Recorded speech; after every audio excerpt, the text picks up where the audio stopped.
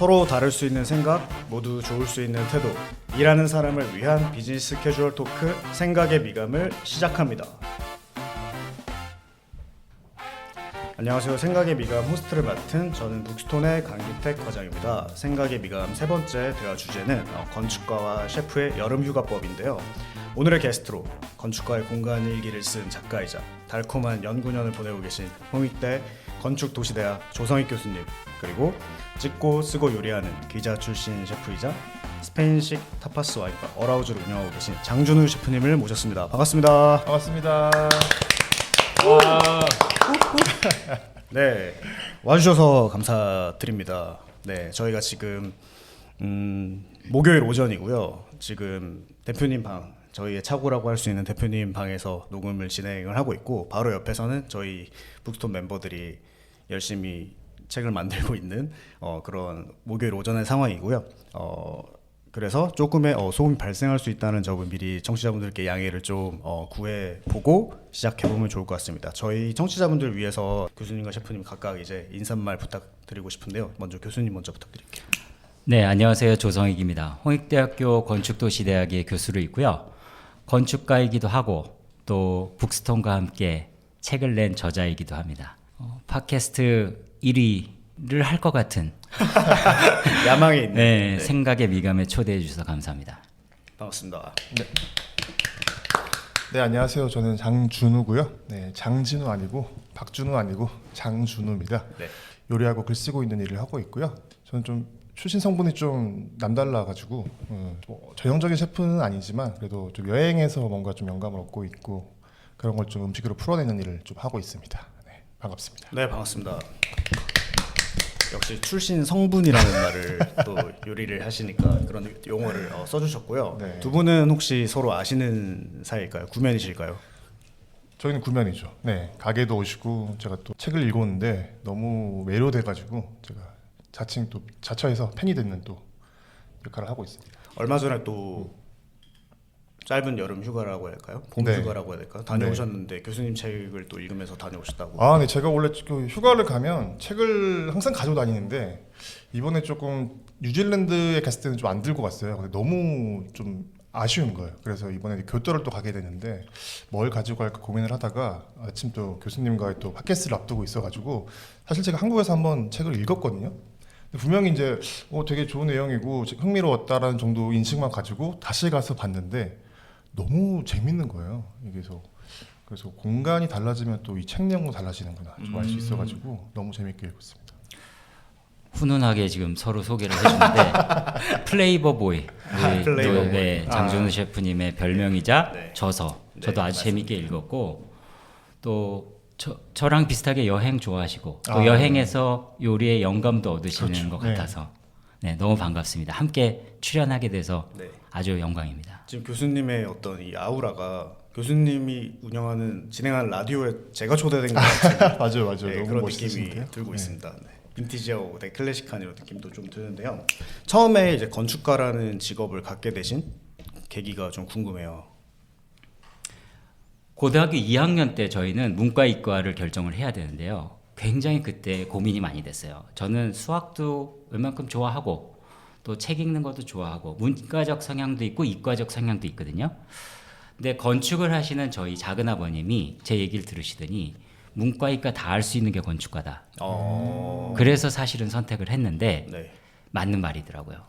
너무 맞는 말이고 저는 이제 다른 데 눈 안 돌리고 지금까지 계속 건축을 해오면서 너무나 좋은 게 최근에도 이제 핀란드로 여행을 갔거든요. 그래서 아주 유명한 건축가가 설계한 인테리어 디자인을 한 식당에 가서 너무 식당의 그 공간 분위기도 좋길래 제가 주방을 좀 보고 싶다.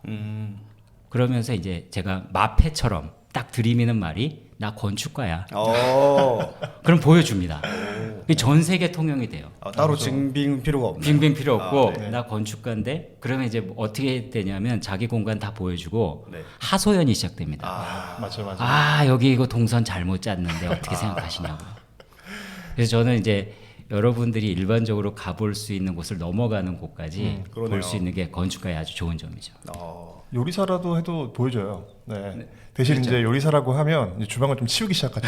안 보이는 거 좀 동선 위주로 좀 이렇게. 가리고 이렇게 하는데 뭐 건축가다 요리사다라고 하면 이제 흔쾌히 또 보여주기도 하죠.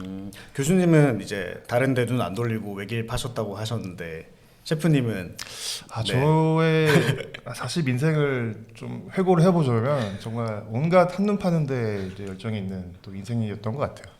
저는 원래 좀 사진을 좋아해서 사진 기자를 하고 싶었는데 이게 또 사진 기자가 또 필요가 없어가지고 이제 못 하고 있다가 그럼 뭘 해야 되지? 그래서 PD를 할까 했어요. 근데 PD도 뭐 최종 면접까지 가고 했는데 생각해보니까 제가 TV를 안 보는 거예요.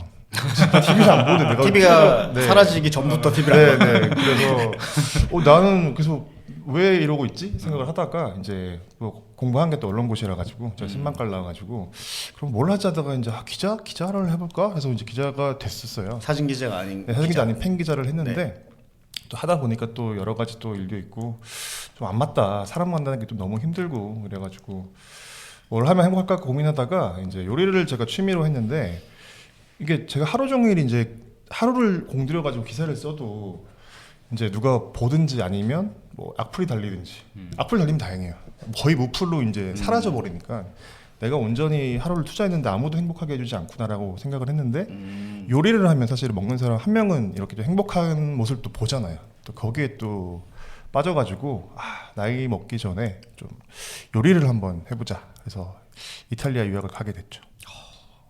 행복이라는 단어를 방금 대답하실 동안 두세 번이 나온 것 같아요. 셰프님한테는 행복이 되게 중요한 가치 그렇죠. 이거나 였던가 봐요. 네, 그래서 네. 뭐 이걸 하면 행복해지지 않을까라는 고민 많이 하잖아요. 그래서 보통 직업을 바꾸는 분들은 이제 현실이 불만족스러우니까 이거 하면 행복하겠지 뭐라는 생각을 했던 것 같은데 또 막상 직업을 좀 몇 번 바꿔 보니까 그 행복이 딴 데 있는 게 아니더라고요. 그래서 뭐 그런 걸 좀 많이 느끼는 삶을 살아오고 있어가지고 네 그렇습니다. 어라우즈에서 식사하면 아주 행복해집니다. 맞습니다. 저도 지난주에 다녀왔는데 행복 그 자체였습니다. 네. 네. 여건이 된다면 매주 가고 싶은. 그리고 그 음식도 음식인데 네. 마지막 타임에 있으면 네. 끝나고 나서 친한 사람들끼리 모여서 네. 우리 장준우 셰프하고 토크를 할 수 있거든요. 야밤 토크를. 그때 정말 우리 셰프님의 입담이 빛납니다. 네.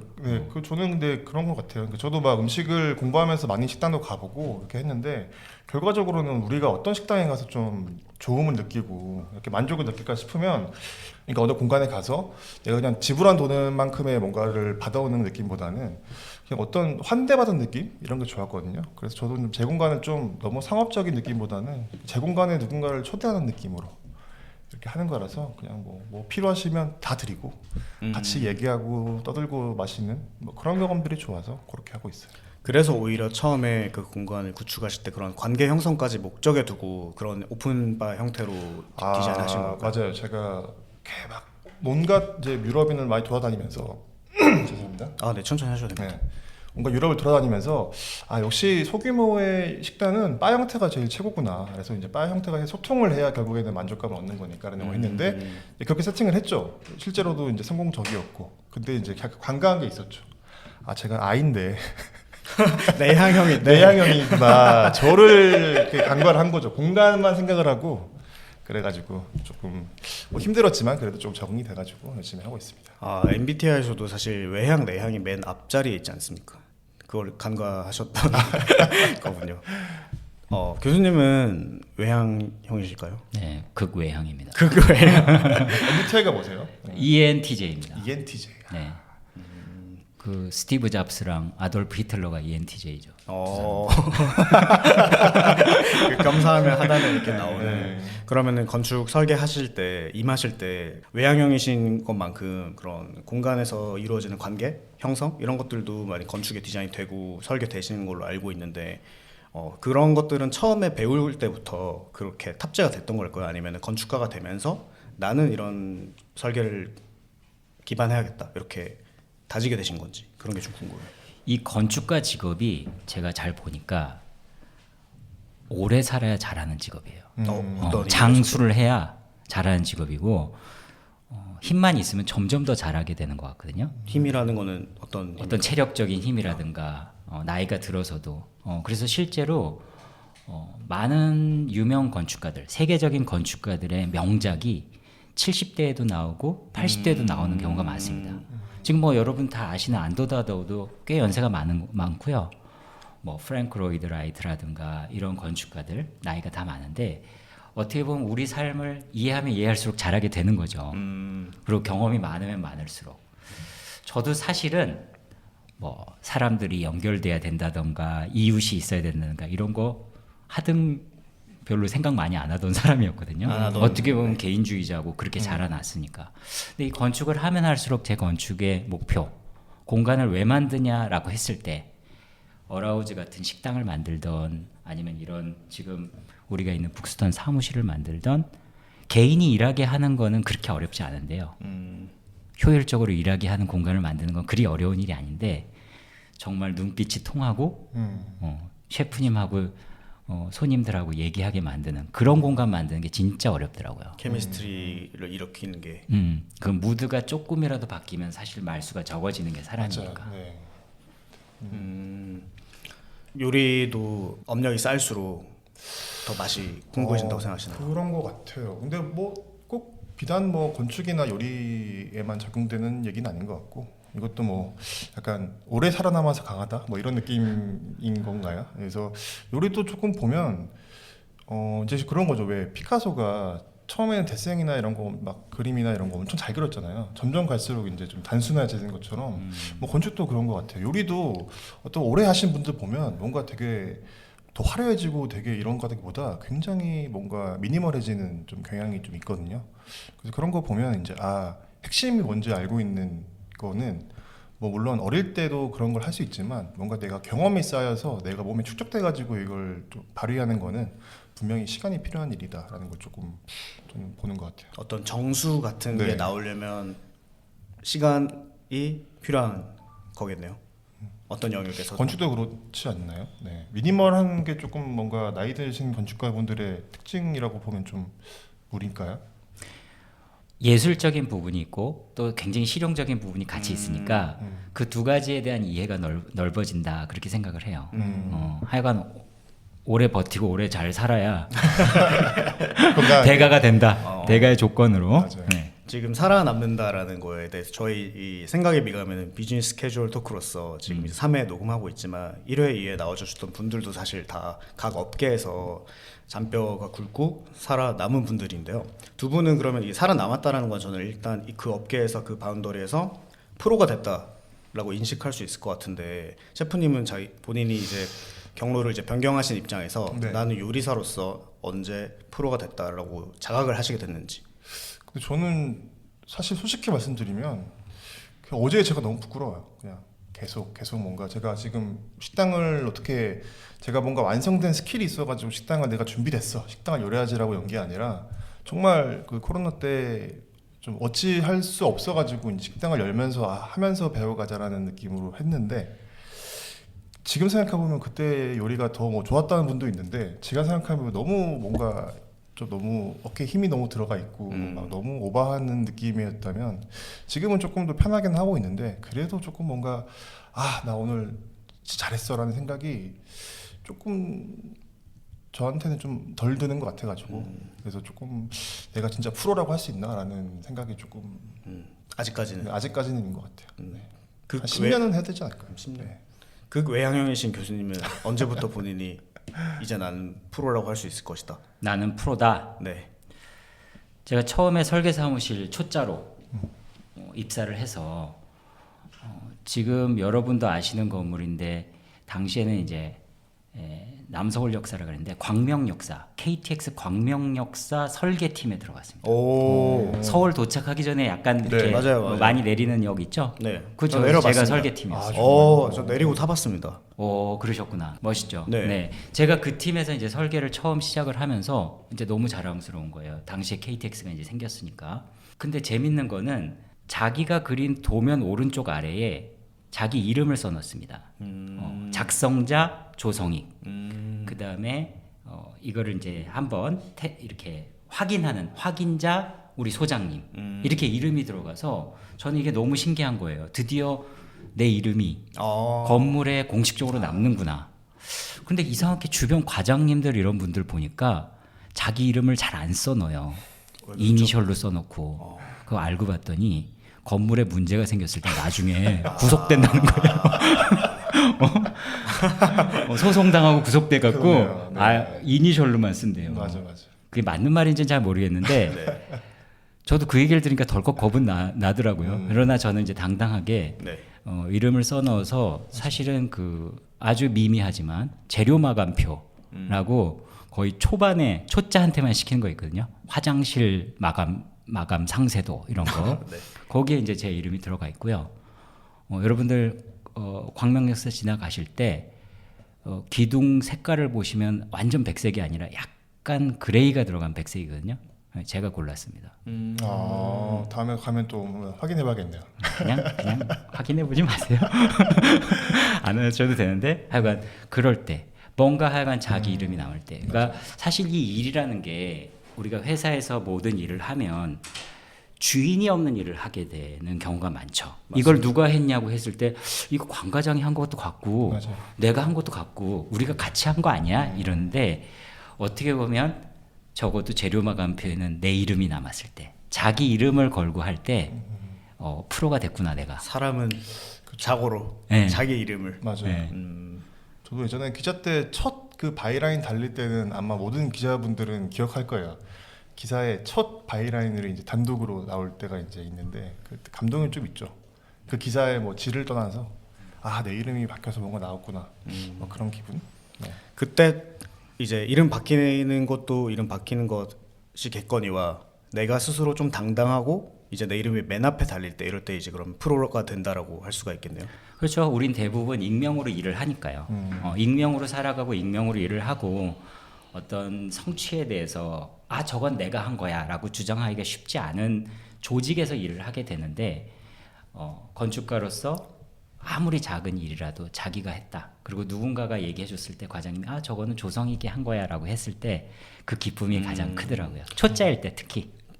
그러면 이렇게 이해할 수 있을까요? 그럼 조직에서 일을 하더라도 회사원이더라도 직장인이더라도 내가 내 이름을 앞에 들이밀고 이거 제가 리드한 일입니다 라고 했을 때 이 사람은 직장인으로서 한 명의 이제 봉급쟁이지만 프로가 됐다고 볼 수 있겠네요. 그건 사장님 눈치 보고 잘하세요. 그렇게 했다가 괜히 미운 털 박힐래. 뭐 프로라는 말을 뭐 어떻게 정의하에 따라 달리겠지만 뭐 어떻게든 내 이름을 걸고 했는데 돈을 받았다. 이제 이러면 이제 프로가 아닐까. 아마추어는 그냥 뭐 돈을 안 받더라도 내 이름 걸고 할 수 있지만 결국 누군가가 인정해 준 거에 대한 비용을 지불한 거에 대해서 결과물을 읽는 사람이 결국 뭐 그걸 하는 사람의 프로가 아닐까라는 생각이 드는 거죠. 그게 정확하겠네요. 비용을 뗄래야 될 수가 없겠네요. 네. 두 분은 본업도 본업이지만 그걸 좀 더 대중 친화적으로 이 건축이라든지 요리라든지 미식 이런 영역을 좀 더 편하게 접근성을 좀 높이기 위해 굳이 시간을 내서 그 힘든 글쓰기까지 그림을 그리는 일까지 하고 계신데 그렇게 시작하시게 된 계기 교수님께서는 어떻게 되실까요? 저는 제가 이제 기자에서 전향을 했으니까 이제 사실 글 쓰는 일은 기자 때는 이게 즐겁지 않았어요. 왜냐하면 제 글이라기보다 그냥 일을 위해서 쓰는 글이니까 저 쓰는 일이 즐겁지 않았는데 제가 이제 기자를 그만두고 유럽에 갔는데 너무 재밌는 거예요. 너무 다양한 기사거리들이 보는 거예요. 그 기자 때는 그렇게 기사거리 쓸 게 없더니 그래가지고 이제 저도 모르게 이제 너무 신나고 재밌고 또 궁금해서 글을 쓰기 시작했는데 이제 그런 것들이 좀 쌓여가지고 이제 제 컨텐츠가 되고 책이 나온 건데 그래서 저는 생각했어요. 저는 요리사로서 뭐 거의 30 넘어서 이제 들어간 건데 뭐 누군가는 뭐 고등학교 때부터 요리를 하신 분도 있고 10년 넘게 뭐 그때 치면 근데 저는 뭘 갖고 있을까라는 생각을 해보면 결국에는 그런 일반적인 요리사분들이 갖고 있지 않은 그런 시각들 아니면 그분들을 굳이 내가 그분보다 잘해야 되겠다기보다 그냥 제가 갖고 있는 그런 시각을 좀 요리에 반영하면 뭐 누구와 비교하는 게 아니라 그냥 나만의 요리를 할 수 있지 않을까라는 생각에 처음에는 글로 뭔가를 탐구하고 쓰고 이런 것들이 제 또 아이덴티티가 됐다라고 생각을 해서 이제 글 쓰고 요리하는 일을 같이 하고 있었던 거죠. 애초에 시작할 때부터 요리를 시작할 네, 때부터 그래서 어떻게 보면 뭐 기자 출신이라기보다 그냥 기자 때는 글을 쓰는 걸 싫어했지만 그래도 이제 글이라는 거는 결국에는 제 생각이나 이런 걸 전하는 거잖아요. 그런 것도 있고 그러는 거니까 결국에는 뭐 요리는 이렇게 만들고 나면 없어지지만 또 글은 또 남으니까 그래서 뭔가 그래서 남는 작업을 하고 싶은데 그게 이제 저 요리보다는 이제 글이 더 조금 더 남는 존재가 되니까 계속 했던 것 같아요. 그럼 좀 더 이어서 질문을 드려보자면 매장 운영하는 시간이 있고 네. 운영 전에 준비하는 시간이 있고 할 네. 텐데 그러면은 글은 언제 작업을 하시나요? 지금은 조금 마감을 해야 되는 일들이 좀 덜해져가지고 조금은 여유가 있는데 예전에는 한참 많이 쓸 때는 진짜 계속 주말에는 안 쉬고 제가 가게를 이제 3일 쉬거든요.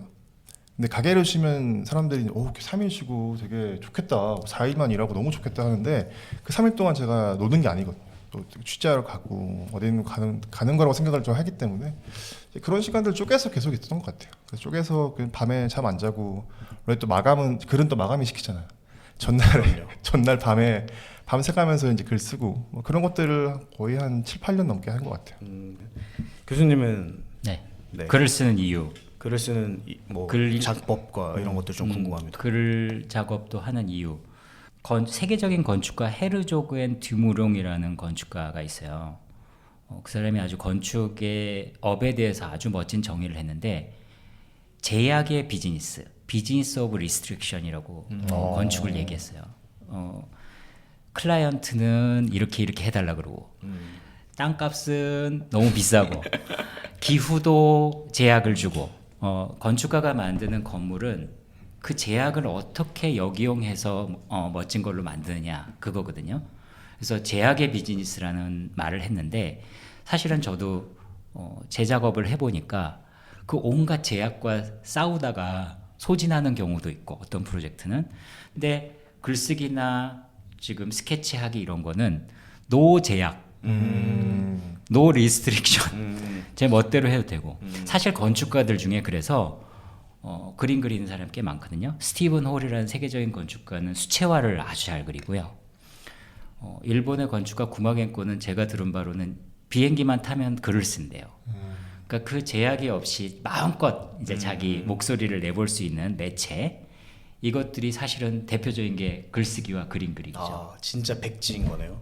사실 건축은 빈 땅이라도 백지가 아니네요. 진짜 기후나 이런 것들. 우선 땅값. 네. 그거를 누군가 그런 생각을 처음 해보게 되는 것 같아요. 네. 그 온갖 제약을 사실은 안고 가는 거죠. 그래서 사실은 저는 원래는 만화가가 되고 싶었어요. 만화를 너무 좋아해서 어렸을 때 만화가가 되고 싶었는데 우리 어렸을 때는 이상하게 선생님들이 만화 보면은 나쁜 사람 된다고. 그랬던 적이 있죠. 만화 가게 있고 그러면은 그래서 제가 기안 팔사님 모시고 그 선생님 다시 한번 찾아가 보고 싶거든요. 여기 괜찮은 분이 있다고. 그래서 사실은 이제 제 꺾였던 꿈 중에 하나여서 제가 이제 책을 낼 때 제 스케치를 꼭 조금씩 내려고 그러고 최근에는 제가 이제 중앙일보에 연재하고 있는데 거기에도 부탁을 드려서 일러스트레이터로 제가 좀 데뷔를 했습니다. 그래서 제 글과 함께 그림을 같이 조그만하게 실어달라고 부탁을 드렸었어요. 그럼 또 신문에 또 그림까지 스케치까지 네. 그렇게 제약 있는 일을 하다가 자유로움을 또 글에서 느끼고 계신 거네요. 그렇죠. 글 쓰시는 시간하고 그림 그리는 시간을 이렇게 있다면 어떤 게 더 많이 드는 편이세요? 우선 저는 그림 일기를 저녁마다 쓰긴 해요.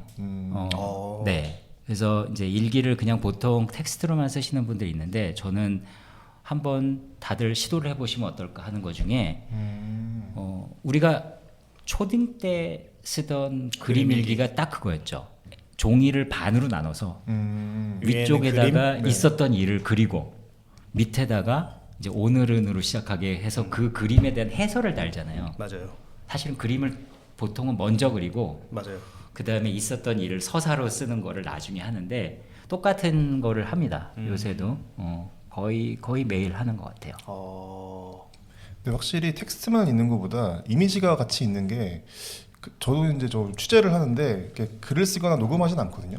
저는 사진을 주로 찍어요. 어디 가면 왜냐면 그 이미지로 기억을 하려고 그래서 이제 나중에는 그 이미지를 가지고 보면서 이제 글을 쓰는 편인데 반대로 이제 교수님 같은 경우는 그림을 그리시면서 텍스트가 같이 있으니까 훨씬 더 그때의 감정을 더 이해하는 게 더 좀 더 좋아지고 보는 사람도 조금 뭔가 더 이입되는 좀 그런 부분도 좀 있는 것 같아요. 묘사가 어떤 텍스트로서의 묘사도 있지만 그림으로 그리다 보면 훨씬 간략하게 그 묘사를 해야 되잖아요. 모든 걸 다 그릴 수 없으니까. 그러다 보면 이제 그 사물의 본질 같은 것들이 머릿속에 들어오는 경우가 좀 있죠. 아까 저희가 초반에 이야기 나눴던 그런 정수 같은 것들이 그림에서는 에센스가. 선으로 이제 바로 이렇게 되는 부분이 있는 것 같아요. 그러고 보니까. 그렇죠. 그걸 처음부터 알고 하셨나요? 아니면 하다 보니까 몇 년이 쌓이니까 이 메일이 쌓여서 몇 년이 되다 보니까 아, 이게 이런 에센스가 있구나, 이런 기능을 하는구나. 제가 건축가가 가장 멋있다고 생각한 게 그 영화에 보면 냅킨에다가 음식 기다리면서 책에도 그 그 첫 번째 코스가 나오기 전에 공항 같은 게 냅킨에 쓱 그려지고 화면이 바뀌면서 그 공항이 이렇게 지어지잖아요. 저는 이 스케일의 점프, 요 손바닥만한 종이에 그린 그림이 수만 명, 수십만 명이 오고 가는 공항이 된다는 게 가장 감동적이었어요. 그리고 이제 저는 겉멋이 들어서 이걸 흉내내 봐야겠다. 그게 이제 핵심이었죠. 그래서 그게 제일 좀 이렇게 근사하더라고요. 건축가라고 하면. 그래서 학교 다닐 때부터 이제 스케치를 좀 열심히 해봤고 잘 안 됐어요. 처음엔. 사실은 저도 뭐 미술을 전공했다거나 그림을 고등학교 때 그렸다든가 그런 게 전혀 베이스가 없이 시작을 했는데 제 나름대로 이제 방법을 찾아갔죠. 아까 말씀드린 이제 제가 좋아하던 명랑 만화풍의 그림들 그런 것들로 제 방법을 좀 찾아 나갔던 것 같아요. 그 명랑하다는 표현이 되게 교수님이랑 잘 어울리는 것 같아요. 찰떡인 것 같습니다. 네. 그래서 아마 이 대부분의 청취자들은 모르시겠지만 이제 박수동 화백이라든가 길창덕 화백 예, 이런 분들 만화를 저는 보고 자랐고 네, 고우영 뭐 이런 고우영 그 세 글자 있지 않나요? 삼국지 네. 예, 고우영 삼국지 거기까지. 모르세요 혹시? 네, 저 생각보다 노안이죠. 그러네. 고용 삼국지 안 보셨구나. 그러네. 고우영을 좀 알죠. 예, 고우영 아시고 네, 저는 허영만부터. 허영만 화백님도 네. 사실은 아시는 요즘에 그리는 그런 뭐 미식이라든가 그런 거 말고 한강이라든가 뭐 아주 옛날 작품들이 있어요. 명작 작품들이 아마 그런 것들은 또 얘기하면 또 되게 올드해 보이는구나. 그 얘기들은 다음에 어라우즈에서 네. 뒷토크로 하면 좋을 것 같고요. 이 설계하는 마음, 요리를 만들어낸 마음 이런 것들을 사실 소개하고 싶다는 마음도 있지만 본인의 어떤 신제품, 신메뉴, 새로운 건축물 이렇게 뭔가 오픈할 때가 있을 텐데 그럴 때 이제 기획하시는 어떤 접근법? 그러니까 저는 조금 제가 경험한 것들, 재밌었던 것들을 좀 전해주고 싶은 뭔가 감정과 경험의 전달을 음식으로 해주고 싶은 마음이 있어서 뭐 최근에 제가 교토를 되게 재밌게 다녀왔는데 뭐 그 전에도 이제 많은 곳들을 다녔지만 이제 그런 곳들을 가면서 제가 좀 재밌었던 것들, 와 이거 음식을 이렇게도 했어? 예를 들어서 이번에 교토를 갔는데 교토가 또 야채 절임이 되게 유명하잖아요. 네. 제가 사실 야채를 이렇게 선호하는 재료는 아닌데 한 번도 거의 제가 절임 이런 걸 시도를 잘 안 해봤더라고요. 그래서 이번에 교토에 가서 야채 절임을 좀 응용한 메뉴들을 한다든지 그래서 그리고 이번에 제가 교토를 갔는데 교토의 음식도 유명하지만 교토의 타파스바를 또 갔죠. 일본이 재밌는 게 일본들 가시면 뭐 스시 드시고 이제 막 일본의 음식들 많이 드시잖아요. 근데 물론 그것들도 재밌지만 일본인들이 그 해석한 그 서양 요리들이 있어요. 제가 뭐 감히 얘기하건데 세계 최고의 프랑스 요리와 이탈리아 요리는 일본에 있지 않을까라는 생각이 들 정도로 굉장히 잘하는데 이제 그런 것들을 이제 보면 좀 영감을 얻죠. 이 사람들은 이 요리를 이렇게 해석을 했구나라는 것들을 보면 이렇게 전달하고 있구나. 네, 이걸 보면 나도 여기에 영감을 받아가지고 제 고객들한테 좀 전달해보고 싶다. 뭐 이런 것들이 있어서 저는 좀 이렇게 막 교수님처럼 이렇게 막 메모를 막 하거나 막 이렇게 막 치밀하게 뭔가 설계한다기보다 그냥 그 경험을 온전히 갖고 제가 재밌었던 것들을 좀 풀어내는 뭐 그런 걸 좀 더 선호하는 것 같아요. 그럼 그런 세계 어떤 미식 경험을 한국식으로 해석할 수도 있고 장준우식으로 해석할 수도 있는데 어디에 좀 더 무게를 두시는지. 뭐 제가 갖고 있는 뭐 고유의 식 같은 건 없는데 그냥 아까 말씀하신 것처럼 그런 것 같아요. 요리도 사실은 굉장히 제약이 많거든요. 그 재료의 제약들 이런 것들을 극복하는 일이긴 한데 이제 그런 것들 뭐 외국에는 이런 재료가 있지만 우리나라에 없으면 그 비슷한 걸 찾아가지고 하는 뭐 그런 식이라서 뭐 이게 뭐 제 스타일이라기보다 뭐 아니면 한국식이라기보다 그냥 이 경험을 어떻게 우리말로 어떻게 번역을 하는 거죠 어떻게 보면 뭐 그런 생각을 하고 있어서 뭐 번역가도 번역가 스타일이 있겠지만 결국에는 번역이라는 거는 그 원뜻을 전달해 주는 거잖아요. 그런 의미에서 그냥 일을 하고 있는 것 같아서 네 그렇습니다. 그럼 여행을 다녀오실 때마다 뭔가 그렇죠. 공간과 메뉴에 약간의 변화가 그렇죠. 생기겠네요. 제가 가게를 거의 한 2, 3주씩 쉬고 나가요. 지금 생각해보면 사람들이 막 뭐라고 하죠. 정신이 있냐 없냐, 돈 벌어야지 어디 나가냐 이렇게 하는데 저는 그렇게 안 하면 숨 막혀 죽거든요 사실은. 너무 갑갑하고 같은 걸 물론 뭐 사람마다 차이는 있겠지만 어떤 분들은 어떤 하나를 가지고 계속 집요하게 파가지고 되게 정말 마스터를 하시는 분도 있겠지만 저는 아직까지는 좀 그런 제 그런 호기심이 동력이 돼가지고 여러 가지를 좀 경험하는 것들이 더 제 인생의 동력이라서 가능한 좀 힘이 있을 때 많이 돌아다니면서 많이 경험하고 많이 풀어내고 싶어서 그렇게 좀 하고 있고 결국 경험을 영감으로 푼다라는 것 같아요. 네. 사실 그렇게 구현된 지금의 어떤 어라우즈라는 공간과 메뉴들에 경험했을 때 이런 건 어떻게 만들어낼지 이런 건 어떻게 여기에 담아낼지라는 게 사실 다른 호기심들을 이제 고객분들한테 이제 불러일으키는 거니까 누군가는 돈 안 벌고 뭐해라고 할 수 있지만 계속 그렇게 해주셨으면 좋겠다는 맞아요. 네. 그래서 손님들은 또 좋아해요. 또 여기 또 쉬는구나. 휴무가 또 2주네. 얘 또 어디 갔다 온 거야? 하면서 기다리시면서 또 갔다 오면 또 이야기 또 바로바로 차요. 그게 또 하나의 브랜딩이 네, 네, 되고 네. 있겠네요. 그래서 어떻게 보면 의도하지 않았지만 그래도 그래서 제가 직원이 없거든요. 직원이 있으면 또 직원 월급 줘야 되니까 또 어떻게든 가게를 굴려야지라는 생각도 해보면 제가 못 나가고 갇히는데 오히려 직원 없이 제가 저 와이프랑 같이 하고 있는데 그렇다 보니까 좀 이게 운신의 폭이 좀 넓어져서 좀 그렇게 할 수 있는 것 같아요. 멋집니다. 네. 네. 교수님은 다음 영감을 어떻게 자신만의 창작으로 바꾸느냐. 네 그렇게 해서 이거 정말 좋은 질문이고요. 청취자 여러분 지금부터 이제 좋은 얘기 나갑니다. 네, 저 끄지 마시고. 저는 조성익의 써먹기즘이라고 부르는데 써먹기즘. 저는 이제 전시를 가서 보잖아요. 최근에 이제 뭐 프리즈라든가 세계적인 전시도 있어서 이제 가보면 그거를 감상하기보다는 이걸 내가 어디다 써먹을까 요거를 좀 빨리 떠올리는 편인 것 같아요. 아 이게 예쁘고 어쩌고 저쩌고 이제 어떤 감상을 늘어놓기보다는 요거 어디다 좀 써먹어야겠다.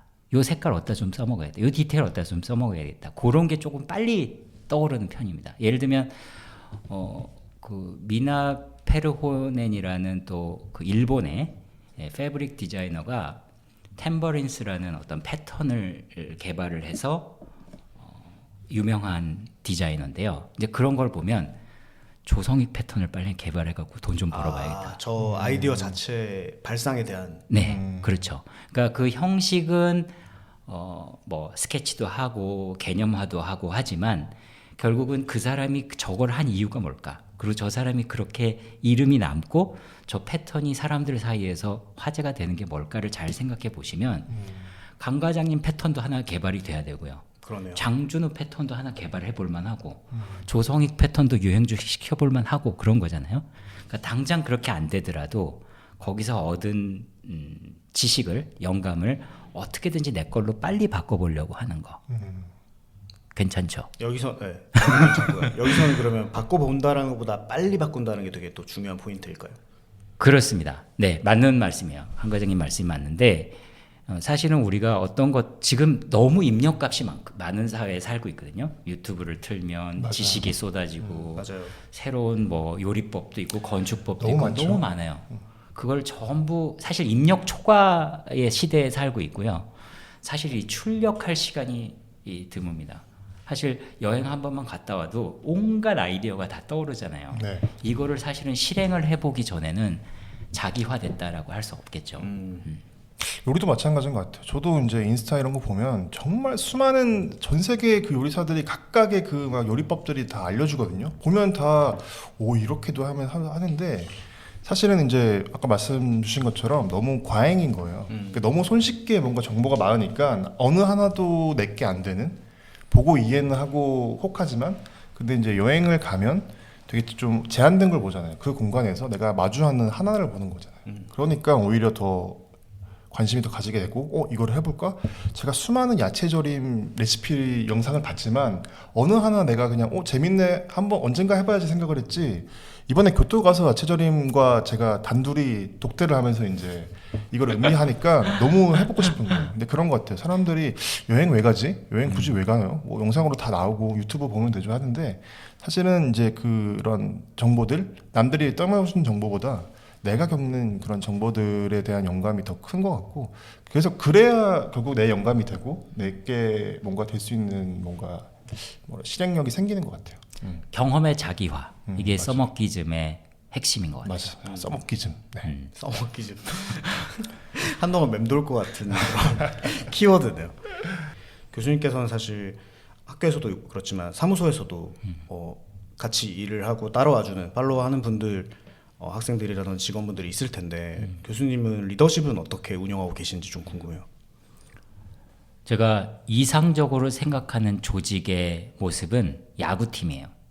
야구팀. 어렸을 때 동네 야구를 해보면 모든 동네 야구를 하는 어린이의 꿈은 투수입니다. 그렇죠. 투수 포지션을 하고 싶어서 사실은 전 타자가 좋던데. 몇 번 포지션에서 네. 수비 포지션에서 근데 사실은 감독이 할 일은 빨리 알아보고 포지션 정해주는 거죠. 너는 유격수야. 너는 포수야. 포수 다 안 하려고 그러거든요. 앉아 있어야 되고 앉아 있어도 힘들고. 그럴 때 이제 감독이 쓱 가서, 너 포수 마스크가 좀 잘 어울린다. 이렇게 가스라이팅 딱 해주고. 그래서 그걸 빨리 알아보고 포지션 정리를 해주는 거. 이게 이제 야구의 팀워크고요. 다만 그렇다고 해서 개인의 희생을 요구하는 게 아니라 타자로 타석에 들어갔을 때는 개인 기록을 세우도록 홈런왕이 되고 안타 연속 기록을 세우고 할 수 있도록 그 기회를 주는 거. 그래서 개인이 스타가 되면서도 팀을 위해서는 빨리 포지션을 찾게 해주는 거. 그게 리더로서 아주 중요한 덕목이다라고 생각을 해요. 뭔가를 할 때는 공격과 수비가 다 있으니까. 그렇죠. 팀워크와 개인 능력이라는 게 또 따로 있으니까요. 그럼 예를 들어서 겹칠 수 있잖아요. 같은 포지션에서. 그런 경우에는 어떻게 두시나요? 가스라이팅을 그렇게 둘 수 없죠. 네. 우리는 지금 만약에 우리 북스톤에서 강 과장님의 지금 이 방송 자리를 노리는 사람이 있다고 하면은 네. 그러면 이제 미리미리 좀 싹을 잘라야죠. 네, 그 유니폼에 흙 더 묻히고 그렇죠. 네, 열심히 하고 있다. 그럼 되게 재미없다. 감독님 보고 계시죠? 너무 힘들다. 그렇겠네요. 좋습니다. 지금까지 이제 비즈니스 영역에 얘기를 했다면 이제 캐주얼로 넘어가서 저희가 이제 저희 주제가 여름 휴가법이니만큼 네. 이 주제를 준비할 때는 몰랐는데 지금 이제 녹음하는 현장에서 보니까 건축도 그렇고 미식도 그렇고 요리도 그렇고 기후라는 게 굉장히 중요할 것 같아요. 음식은 다죠. 왜냐면 그 기후가 어떤 농작물이나 식재료를 결정하고 그리고 그 식재료가 제한된 상태에서 요리사는 요리를 하는 거니까. 네. 건축도 마찬가지인 것 같아요. 그럼요. 아까 말씀드린 제약의 비즈니스에서 가장 건축가로서 고심이 되는 거는 그 지역의 햇빛, 바람, 기온, 계절 이제 이런 것들이죠. 그거에 의해서 이제 대부분 어떤 결정들이 나니까요. 그럼 두 분이 이제 바쁜 와중에 내가 얼마간의 기간에 휴가를 가려고 한다라고 했을 때도 날씨나 기후 같은 것들이 되게 중요한 포인트가 되겠네요. 일단 날씨가 좋은 데를 가겠죠. 좋다라는 건 맑다라고 봐야 될까요? 누군가는 날씨가 흐린거나 조금 시원한 곳을 좋다고 느낄 수 있잖아요. 저는 좋은 날씨라고 하는 거는 날씨를 의식하지 않는 날씨가 좋은 날씨인 것 같아요. 날씨를 의식하지 않는 날씨. 날씨가 뭐 춥거나 더우면 날씨를 의식하게 되잖아요. 근데 제가 이번에 뉴질랜드도 갔는데 너무 그 온도 습도가 너무 완벽한 거예요. 그러니까 그 제가 그냥 어디 있는데 밖에 있는데 내가 밖에 있고 안에 있고를 못 느낄 정도로 너무 그 쾌적한 습도와 적당한 온도가 사람을 이렇게 행복하게 할 수 있구나라는 걸 좀 느껴서 굉장히 좀 새로운 경험이었거든요. 왜냐하면 유럽을 간다고 하면 여름에 가면 좀 많이 더워요, 사실은. 그래서 북반구 여름에는 북반구보다 남반구를 가야겠다라는 생각도 좀 들기도 하는데 아무튼 그런 거 좀 날씨라는 게 날씨를 의식하게 되는 날씨보다 의식을 안 하게 되는 날씨가 좀 좋은 날씨 아닌가 싶어요. 그럼 교수님께서는 어떤 관점 가지고 계실까요? 여행의 네. 여행지를 택하는 관점에서 네.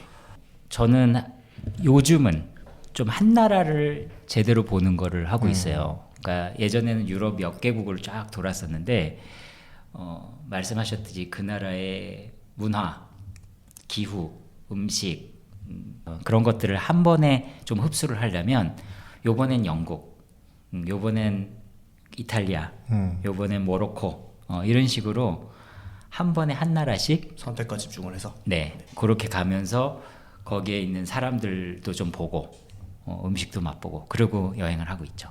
그 안에서의 어떤 도시 규모나 이런 것들도 있을 텐데 요즘에는 이제 뭐 대도시나 소도시보다 조금 더 특별한 영역에서 길게 머무시는 걸로 알고 있어요. 네 최근에 이제 가나자와를 갔다 왔는데요. 일본에. 네 일본의 가나자와를 갔다 왔는데 작은 교토라고 불릴 정도로 문화적으로 아주 풍성하고요. 또 현대적인 건물들도 많아서 건축가로서 배울 게 많고 또 하나는 거기서 열흘 정도를 머무는 거를 원칙으로 하고 있어요.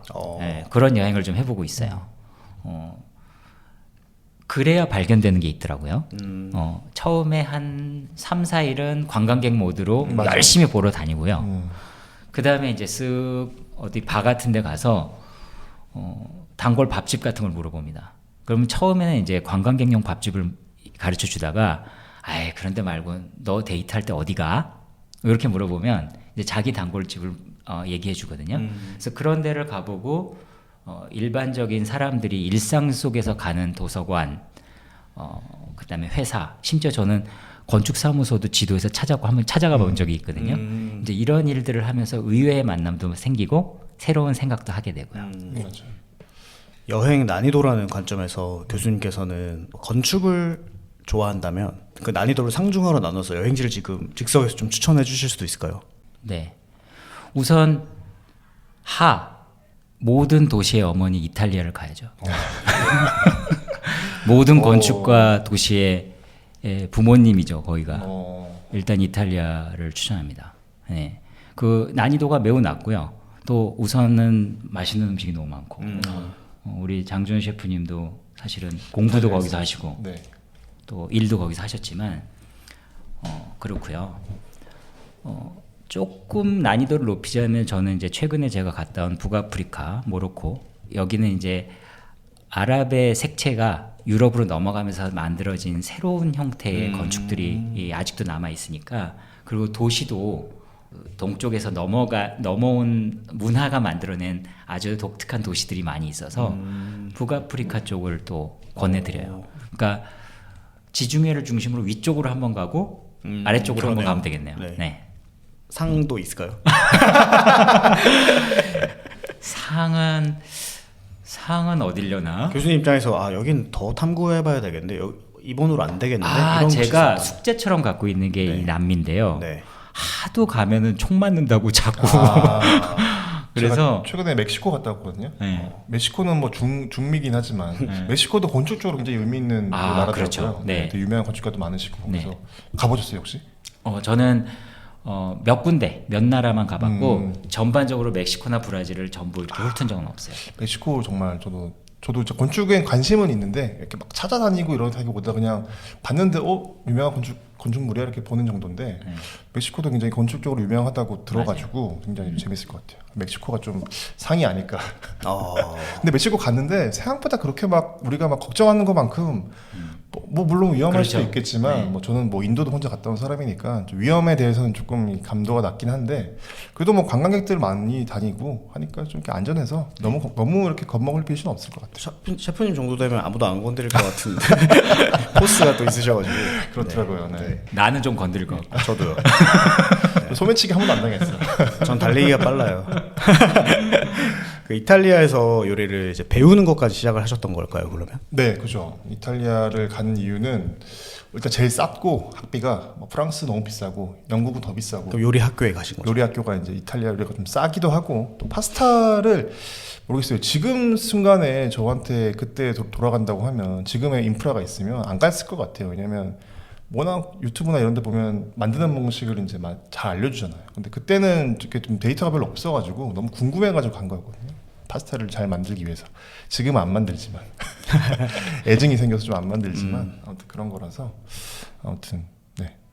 그때 사실 먼 타국에서 네. 여행 난이도로서는 하루 교수님 꼽아주셨지만 그래도 거기 거주하면서 사실 학교를 다니고 새로운 언어 문화권에서 네. 새로운 아예 분야를 습득하게 된 어떤 이제 챌린저의 입장에서 어떤 태도를 계속 곱씹으셨던 게 있을까요? 그게 제가 다짐을 하는 성격이 아니라서 그냥 너무 다 좋았어요. 뭐 시간들이 그래. 다 신기하니까 아까 말씀드린 것처럼 영감들이 너무 흘러 넘치니까. 진짜 어느 지역에 있었어요? 저는 시칠리아에 있었거든요. 아 남부에 있었구나. 시칠리아에 라구사라는 데가 있었는데 거기 진짜 지금 봐도 너무 시골 동네고 아무것도 볼 것도 없는데 그 동네가 유명한 게 그 올드타운이 있어요. 원래 라구자가 되게 계곡에 약간 바위에 세워진 약간 조그만 도시였는데 이제 그 올드타운이 되게 이뻐요. 그래서 거길 보기 위해서 이제 사람들이 가고 거기 베이스로 생긴 동네인데 그래서 진짜 그냥 일 끝나고 나가서 보면 너무 그 말씀드린 것처럼 건축물들이 다 그냥 너무 예뻐요. 그래서 그냥 어떻게 보면 계속 영감을 계속 받는 느낌? 그리고 맛있는 것도 너무 많고. 맛있는 것도 있고. 네. 아니 저는 이탈리아에서 토스카나에서 한 3개월 정도 있었던 적이 있었는데 너무 좋죠. 그 건축에서는 그 건축 재료 중에 대리석 백색 대리석이 아주 유명한 곳이 있어요. 카라라라고 하는 이탈리아 북부에 있는 대리석 산지가 있어요. 네. 그래서 여름에 이렇게 산을 올라가는데 한여름인데 산에 눈이 이렇게 쌓여 있는 거예요. 그래서 야 한여름에 왜 눈이 저렇게 쌓여 있나 만년설인가 그랬더니 알고 봤더니 그게 다 대리석. 백색 대리석이 와 있는 대리석 거예요. 산지 어. 가보고 싶어요. 네. 그래서 그 동네에 이제 가서 점심을 먹는데 제 인생에 가장 맛있었던 요리 한 점을 그때 먹었어요. 라르도. 나라도 지방. 네네. 그러니까 돼지고기를 이제 잡으면 그 빨간색 맛있는 부위는 이제 좀 다 있으신 분들이 먹고 채석장에서 일을 하시는 또 노동자들은 그 비계 부분을 가지고 소금에 염장을 했다가 채석장 그 대리석 안에다가 넣어놨다가 먹는 거래요. 뭐 유래가 맞는지 모르겠지만 여하튼 순수한 지방이어서 정말 보고 있으면 약간 별로거든요. 이게 맛있나 싶은데 저는 제가 먹었던 음식 이탈리아 음식 중에 가장 기억에 남는 음식이 그거였어요. 라르도. 그냥 생으로 드셨어요? 약간 이렇게 위에서 불을 쬐는 토스터기 같은 걸로 네네네.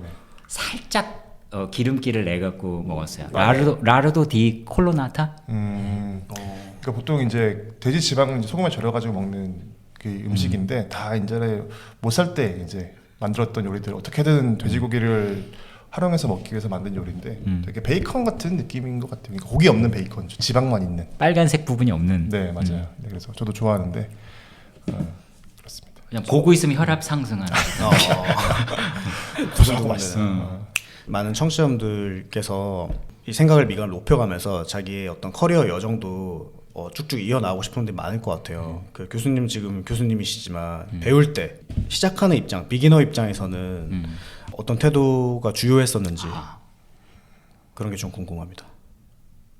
기억이 사실- 나신다면. 네, 사실 건축도 많은 분들이 이제 아시겠지만 꽤 힘든 네, 도제 주니어들을 시기잖아요. 네. 주니어 시기를 겪어야 되고 뭐 요즘 많이 덜해졌지만 이제 밤도 많이 새고요.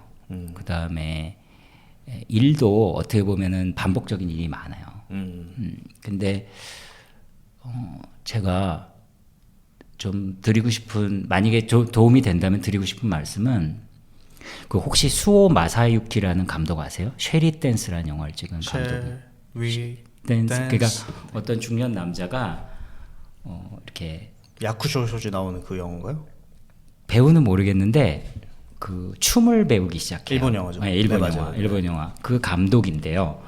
이 감독이 원래 핑크 무비, 야한 영화를 찍던 감독이었어요.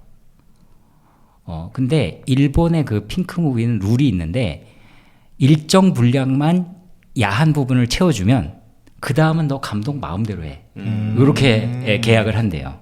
그래서 이 감독이 수오 마사유키라는 감독이 뭘 했냐면 빨리 이제 야한 부분은 할당량 채우고요.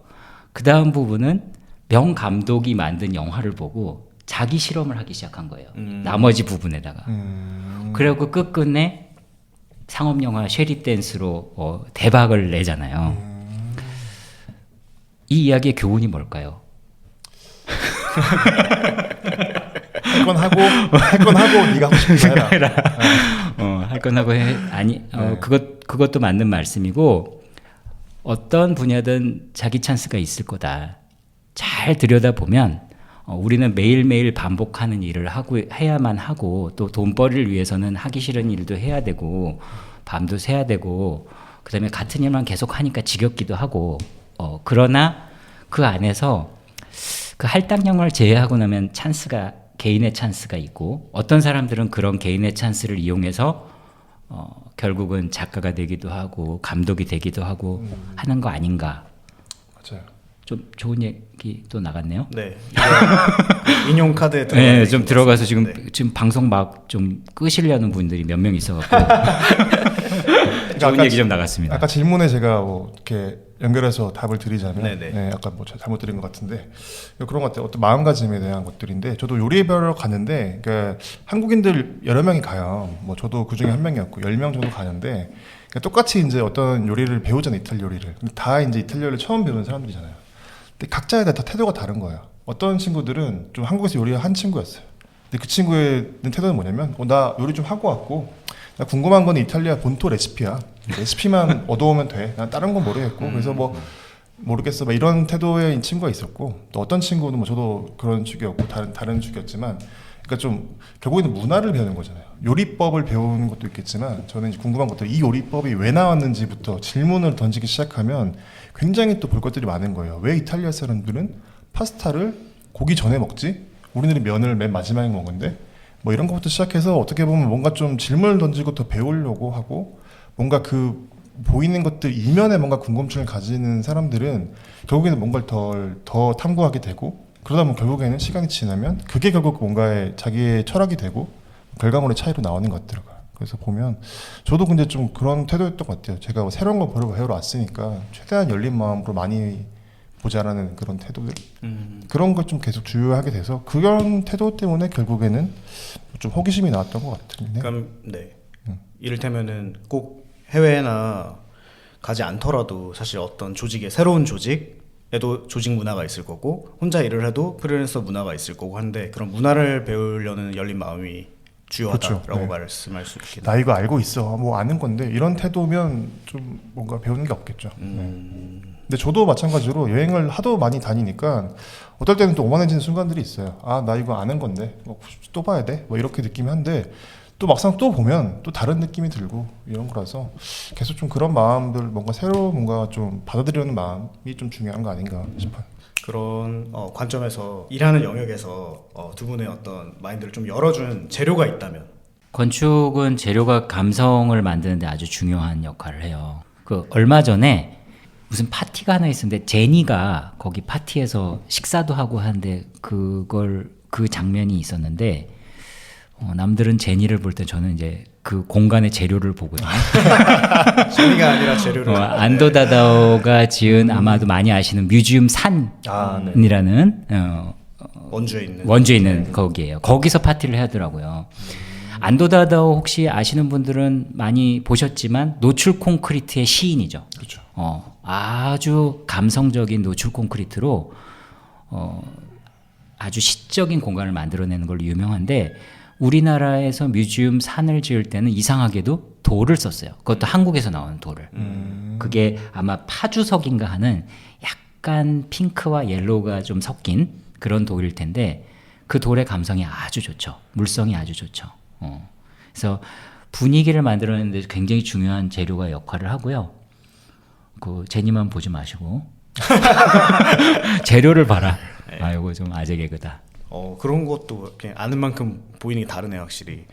네, 셰프님은 저는 재료하면 이제 또 식재료 얘기를 하겠지만, 저는 오히려 식기들의 재료, 식기 도구, 우리 손에 닿는 것들, 아니면 이렇게 입에 닿는 것들에 대한 어떻게 질감들이 어느 순간부터 요리 자체보다는 이 요리사는 그런 걸 통해서 어떤 분위기를 만들고 있는가, 경험을 만들고 있는가 좀 더 눈에 보이더라고요. 왜냐하면 요리는 사람들이 보면 요리만 보시긴 많잖아요. 근데 이제 이렇게 보면 그 재료를 얹고 있는 접시의 질감이나 색깔이나 이런 것들이 어떻게 보면 우리가 경험하는 거에 굉장히 차이를 느끼거든요.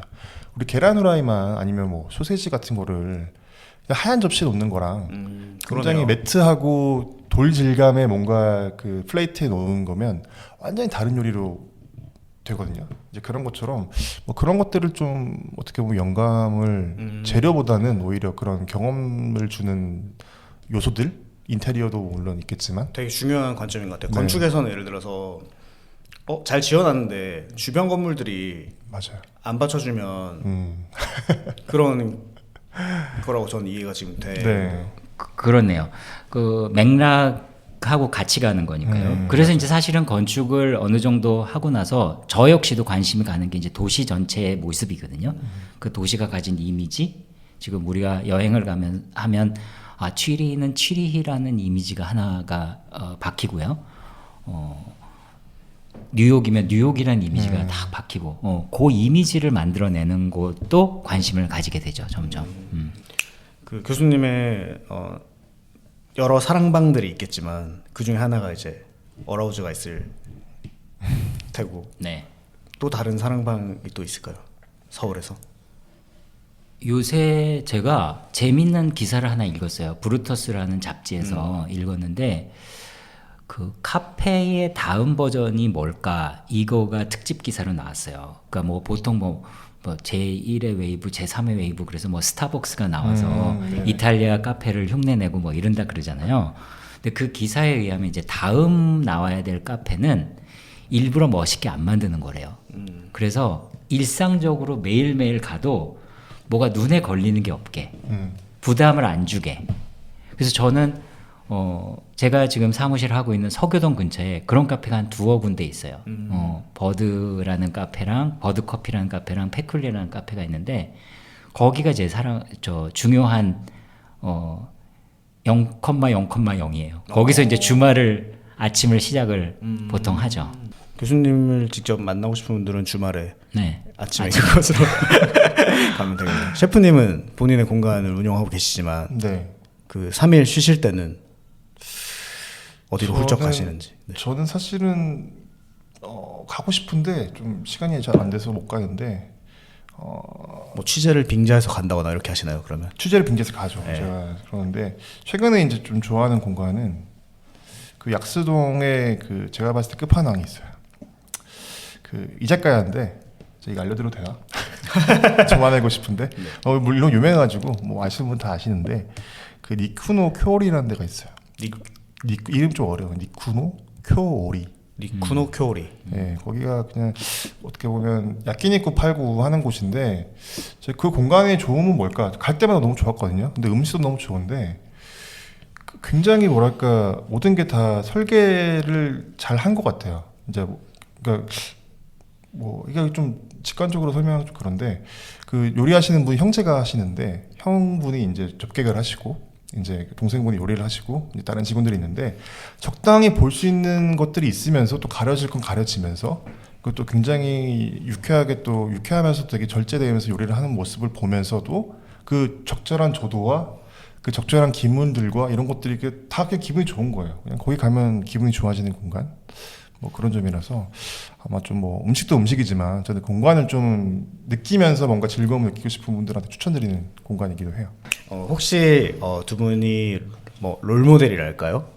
좀 진부한 질문일 수 있지만 두 분에게는 어떤 분이 좀 지표가 되곤 하는지, 꼭 유명한 사람이 아니더라도 두 분의 생활권에 있는 지인이라든지 은사라든지 한 분이 있을 거 아니에요. 꼭 생활의 롤모델. 네, 생활의 롤모델. 네.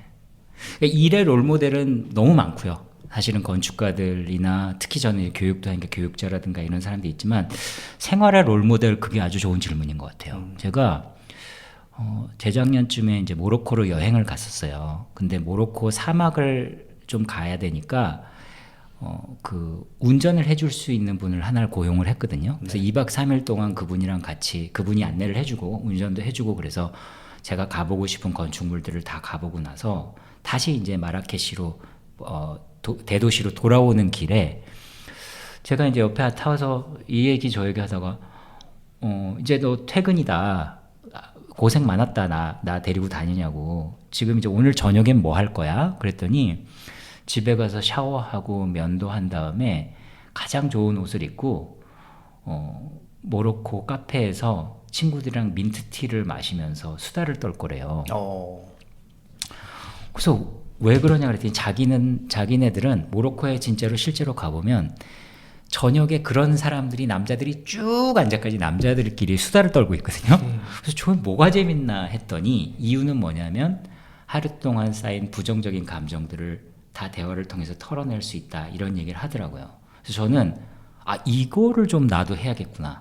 서울에서도 이 모로코 여행이 가르쳐준 것 중에 가장 기억에 남았던 게 그거였어요. 이게 이 일이 사실은 제가 학교도 그렇고 건축가로서도 그렇고 어떻게 보면 굉장히 제한된 사람들하고 아웅다웅하는 일이잖아요. 어떤 계층이라는 것들이 생기게 마련이거든요. 일에. 근데 누구나 얘기할 수 있는 부정적인 감정을 털어낼 수 있는 저녁에 민트티, 술도 아니고 있다는 거. 저는 요거를 좀 최근에 제 삶에다 좀 장착하고 싶은 생활의 롤모델이에요. 상상을 막 해보면 서울에서 혹시 같이 민트티 마실 사람 없으면 저를 또 편하게 불러주셔도 좋을 것 같습니다. 네.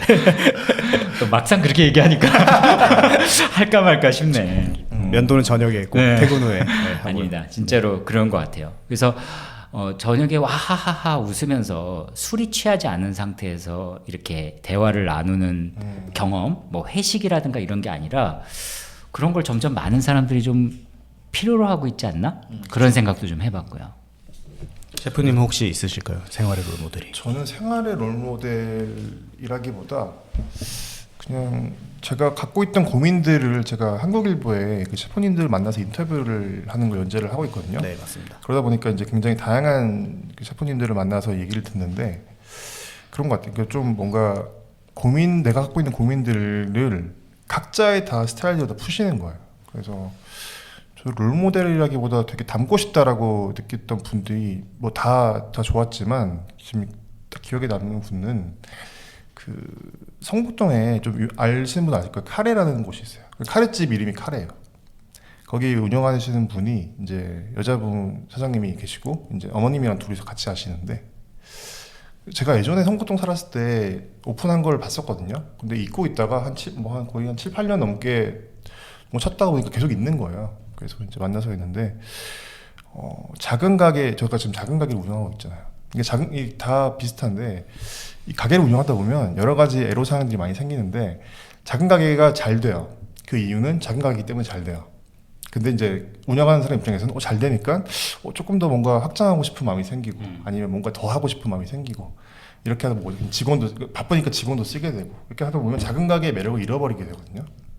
애초에 사람들은 작은 가게의 오너 셰프가 열심히 하는 거가 좋아서 왔는데 갑자기 장사 잘 되니까 직원이 하는데 직원이 하는 건 좀 별로 맛이 없고 뭐 약간 좀 확장해가지고 분위기도 이상해지고 뭐 이런 건데 이제 그런 거에 대한 유혹이 항상 있고 저도 그랬었고 했는데 그분은 딱 어떤 뚝심으로 굉장히 뭔가 올곧은 태도로 거의 7, 8년 넘게 하시고 그래서 거기 인터뷰하는데 너무 뭐 저보다 나이도 어리시고 되게 작으신 분인데 너무 그 삶의 태도가 너무 멋있는 거예요. 부럽고. 왜냐면 내가 이런 것 때문에 작은 가게를 하게 됐는데 이분은 이걸 지키면서 자기가 할 수 있는 손 닿는 데까지만 할 수 있는 그런 마음 그런 것들이 있어서 저도 사실은 여러 가지 본내도 느끼고 조금 더 잘하고 싶으면 사람을 써야 되는데 뭐 이런 것들 퀄리티한 고민들을 많이 하는데 이제 그런 것들을 보면서 이런 태도가 중요하구나. 이런 내가 어떤 비즈니스를 하고 있을 때 이런 마음이 있어야지라는 것들을 보여서 일단 그분이 좀 많이 생각나요.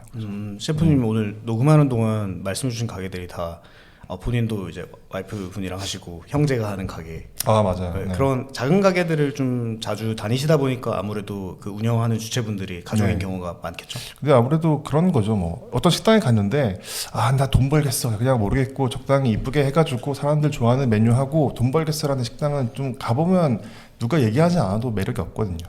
그러니까 물론 좋아는 보여도 음식도 이뻐 보이지만 근데 어떤 사람의 캐릭터를 가지고 있는 것들 가게들이 있어요. 이제 그게 뭐 작다고 다 있는 건 아닌데 자기만의 철학이 또 뭔가 있고 그게 음식에 녹여 있는 사람도 있고 분위기에 녹여 있는 사람도 있거든요. 그런 걸 좀 좋아하는 편이에요. 그래서 그런 것들을 좀 계속 흔들리지 않고 좀 운영하는 게 정말 대단한 것 같아가지고 이제 그런 분들이 어떻게 보면 제 생활의 롤모델 같다는 생각이 들어요. 여름 휴가에 대한 내용을 빼먹을 수도 또 없기 때문에 그건가요? 우리 주제가 그거였었어요. 돌고 돌아서 그렇게 왔습니다. 그 여름 휴가가 있을 것 같고 겨울 휴가가 또 있을 것 같고 뭐 국내 여행, 해외 여행 있을 것 같고요. 근데 제가 이걸 준비하면서 보니까 우리나라는 삼면이 바다라서 해외 여행이란 단어를 쓰는데 내륙 국가는 그런 표현을 안 쓰나요? 교수님 알고 계실 것 같아서. 모르겠는데요, 진짜? 네. 해외라서 이제 네, 바다 바다 해자의 바깥이라서 글쎄요. 그러니까 국내 여행, 국외 여행 이렇게 쓰려나 그러면 뭐 싶긴 했었습니다. 토외 여행이 되나? 국토에 국토의 외부 여행이 되나? 네. 아마 일본 말이지 않을까요? 해외라는 게. 그럴 수도 일본은 다 있겠네요. 바다니까. 섬나라니까. 그럴 수도 있겠네요. 혹시 이 한국에서 여름 여행지로 한 곳씩 추천해 주신다면? 전 최근에 순천에서 좀 시간을 보냈거든요. 그러니까 뭐 여수 밤바다 노래에 휩쓸려 갖고 한번 가보고 뭐 이런 것들을 지내고 나서 보니까 좀 일상에서 연하게 저한테 즐거움을 줄 수 있는 도시들을 좀 찾아보게 됐어요. 연하게. 네. 연한 도시들. 너무 자극 도시 말고 뭐가 밤바다가 아름답다거나 맛집이 막 많다던가 이런 것들도 어떻게 보면 계속 시선을 흐리는데 순천이 딱 좋아요. 순천이 맛집이라는 것도 딸이 없이 다 맛있어요, 그냥. 그래서 그냥 백반집을 들어가도 별로 이렇게 손해본 느낌이 아닌. 그리고 풍경이나 아니면 어떤 산책 같은 것도 연하게 이렇게 일상이 유지되는 느낌이 들어서 순천 추천드립니다, 저는. 순천. 저도 사실은 국내 여행을 많이 다니는 편은 아닌데 저도 생각해 보니까 지금 어디가 좋았지 생각해 보니까 저도 순천을 취재를 하기 위해서 갔었거든요. 너무 좋았던 기억이 있어요. 뭐 두세 번째 간 곳이긴 했는데도 그 순천만 정원 있는 그 산책 그 강변들 너무 일본 같기도 하고 뭐 약간 다른 나라가 온 것 같은 그런 캄한 느낌이 되게 좋아서 저도 이제 뭐 동해안 이런 데도 뭐 좋다고는 하지만 저는 좀 사람 많은 거 좀 피하고 이렇게 너무 번잡스러운 것도 좀 싫어서 순천에 가는데 그런 좀 고요한 느낌의 뭔가 있는 느낌이 좋아서 한국 가면 이제 순천 저도 추천. 두 분이 네. 순천 꼽아주셔서 저도 20살 때 기차 내일로 여행으로 저도 여수 순천 이렇게 가보고 안 가봤는데 한번 찾아봐야겠습니다. 네. 이렇게 순천이라는 연한 여행지를 두 분이 추천해 주셨고요. 네, 저는 이제 올해 중으로 순천에 가기만 하면 될 것 같고, 저희 이제 마지막으로 건축책, 요리책 이런 것들로 학습해오고 어떤 꿈을 키워오기도 하셨을 텐데 건축가로서 혹은 요리사로서 보는 종이책과 출판의 향후 미래는 어떻게 될 것 같은지가 궁금합니다. 관점이. 뭐 제가 먼저 말씀드리면 요리책 거의 사실 일반 분들은 거의 다 안 사보시잖아요. 보통 왜냐면 레시피 검색하면 다 있고 요즘에 뭐 GPT가 있으니까 뭐 레시피 알려줘 하고 하면 이제 레시피 알려주는데 그런 것 같아요. 뭐 요리적 관점에서 책이 주는 거는 어떻게 보면 어떤 뭐 쿡북 같은 거는 이제 어떻게 보면 어떤 셰프의 그런 포트폴리오 같은 책도 있고 어떻게 보면 다른 책들은 뭐 레시피를 알려주는 그런 친절한 가정 실용서 같은 책들이 있는데 저도 사실은 레시피 연구 때문에 책도 많이 사고 하는데 이번에도 교토에 가서 그 일본이 좀 너무 잘하는 것 같아요. 정말 그 한 장만 펼쳐봐도 그 요리의 과정들을 다 좀 볼 수 있게 하는 것들이 보면 그냥 단순히 예쁜 요리 사진 하나랑 글로 된 레시피만 있는 것보다 한눈에 뭔가 좀 인포그래픽처럼 할 수 있는 그런 것들을 보면 확실히 그 아까 얘기했던 것처럼 그 유튜브로 본 거랑 내가 직접 경험한 거 다르듯이 종이로 돼 인쇄된 뭔가를 보는 경험은 온전히 그것과 마주해서 내 것이 되는 경험인 것 같아요. 그래서 사실은 시장 자체는 어려워지겠지만 뭐 출판 미래는 어둡다고는 하잖아요. 근데 뭐 특히나 요리책 같은 분야는 더 어떻게 보면 니치한 마켓이고 그러지만 그것이 갖고 있는 가치나 이 어떻게 보면 존재 이유는 있고 그것이 주는 또 사람들이 봤을 때 느끼는 좀 그런 효용감은 있기 때문에 좀 사라지지는 않겠지만 좀 힘들 것 같다라는 생각이 들긴 해요. 좀 전에 교수님께서 이제 창가 자리에서 항공뷰를 보고 싶다. 그럴 때가 있다라고 말씀하셨는데 요리책이라는 게 일종의 그 항공뷰일 것 같다는 생각이 드네요. 예를 들어서 우리도 모바일로 영상을 봤을 때 눕혀서 사실 바닥에 뉘어서 봐도 되지만 모니터로 볼 때는 그렇지가 않잖아요. 그럼 사실 요리책이 사이즈가 더 크잖아요. 액정 핸드폰 모바일 화면보다 패드보다. 그쵸. 그렇게 네. 전체를 조망할 수 있는 거는 요리책의 역할이긴 하겠네요. 그죠. 듣고 보니 그렇네요. 네. 건축가로 책의 미래. 네. 저자로서 얘기를 먼저 할게요. 네네. 저자로서 보면 책은 자기가 만들어내는 컨텐츠의 가장 원점을 만드는 일인 것 같거든요. 제가 강연이나 강의를 하니까 제 직업상 강의를 하니까 사실 강연을 1시간짜리 2시간짜리 해보면 이게 굉장히 휘발성이에요. 그때는 막 신나서 하는데 결국은 약간 허탈해지면서 남는 게 없거든요. 듣는 사람들도 들을 땐 좋다고 해놓고 못 들었어? 그러면 기억에 남는 게 없죠. 근데 책은 일종의 그 휘발성의 원석 같은 거거든요.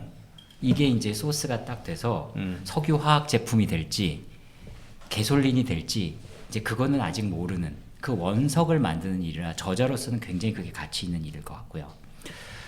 독자는 지금 이제 다시 텍스트 힙이 되면서 발견을 하고 계시지만 사실은 아직까지도 어떤 내가 새로운 분야에 대해서 건축이라는 분야를 전혀 모르거나 인테리어라는 분야에 관심을 가졌을 때 제일 처음 빠르게 해볼 수 있는 거는 교보문고 가서 관련된 서적 3권을 읽는 거예요. 맞아요. 아무리 유튜브 봐도 그게 자기 거가 잘 되기가 힘들거든요.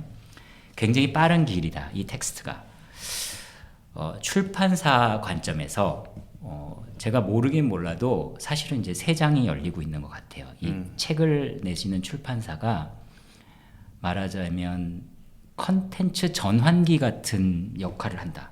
컨텐츠 재조립 전문가다. 이런 느낌이 들어요. 지금 예를 들면 우리 지금 모여갖고 얘기하는 걸 보면 제 책을 읽지 않았어도 장준현 셰프님 책을 읽지 않았어도 이걸 들으면서 저희들의 인사이트라든가 경험을 흡수할 수 있는 새로운 매체로 지금 이걸 그렇죠. 재조립시키시고 계신 거거든요. 네. 아마 이게 계속될 것 같아요.